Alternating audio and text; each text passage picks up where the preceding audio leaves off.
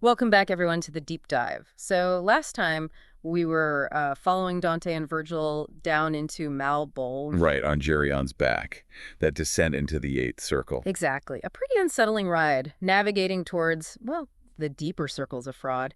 We also saw those usurers, remember, still fixated on their wealth, clutching those heraldic pouches. Yeah, a powerful symbol.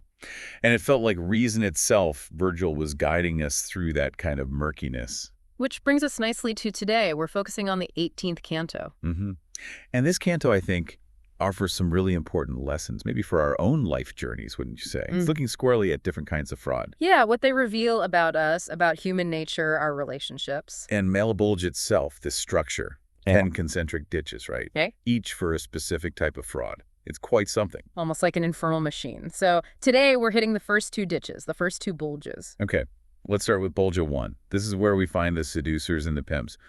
What was your immediate thought seeing their punishment? Oh, it's stark. They're running constantly in opposite directions, whipped by these horned demons. Yeah. It just instantly made me think it's like the physical whipping mirrors the emotional kind of lashing they inflicted on others through their manipulation. That's a great connection. It's a very direct form of justice, isn't it? And Dante gives that example, the Bolognese nobleman who exploited his own sister for gain. Awful. It really shows how self-interest can just degrade the most fundamental human connections, family ties even. Exactly. And the lesson there, I think, for our journey is about the danger of manipulation, treating people as objects, not subjects. Yeah. We need sincere relationships built on respect, not exploitation. It erodes everything, doesn't it? It really does. Okay, so then we move to Bolgia 2, the flatterers. And their punishment is, well, it's pretty disgusting. It is. They're immersed in human excrement. It's shocking visually. But think about what Dante's doing symbolically. Their flattery, all that insincere praise. It was essentially moral filth, right? Verbal filth. Ah, okay. So the punishment is a direct reflection of the squalor they dealt in. Precisely. He mentions a specific nobleman from Lucca and also alludes to a figure from classical literature known for flattery. It shows how this kind of self-debasement, seeking favor through lies, it's timeless. It degrades human dignity. And the contrast between the two ditches struck me too. You have the seducers constantly running, this frantic energy, and then the flatterers are just stuck, immobile in this vile stuff. That's a really key observation. The running reflects the active, scheming nature of seduction and pandering.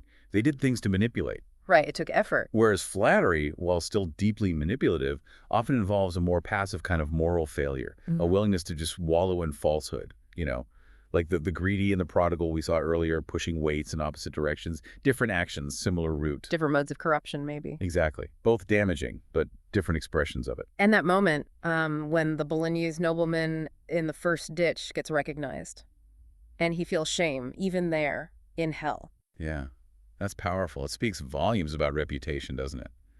Our actions create who we are in the eyes of others, and that sticks. There are consequences, even beyond the immediate punishment, accountability. Right. Shame is a potent force. It's also interesting how Dante mixes contemporary figures, like the nobleman, with figures from classical myth. Oh, absolutely. He includes figures known for seducing and abandoning people in Greek myths right alongside Italians he might have known or heard about. So it underlines that these aren't just, like, 14th century Italian problems. Not at all. Seduction, manipulation, flattery. These are universal human failings, temptations that span across cultures and time. They're part of the human condition we all navigate. So as we kind of wrap up our look at these first two ditches, what are the main takeaways for you, thinking about that life journey theme? Well, the poetic justice is obviously front and center. But beyond that, it's the clear warning about using people, treating them as means to an end. And the way insincerity doesn't just hurt others, it corrodes our own integrity. Also, that point about reputation, our choices echo. And maybe that slightly chilling idea that even evil, even fraud, has its own kind of perverse order, like the structure of Malebolge itself. Yes, understanding that structure, that perverse logic, might even help us recognize and, resist it in the world. It's quite a lot to think about. And this being our 18th deep dive together, it makes you reflect, doesn't it? It does. 18 explorations into these complex texts. So maybe a final thought for everyone listening.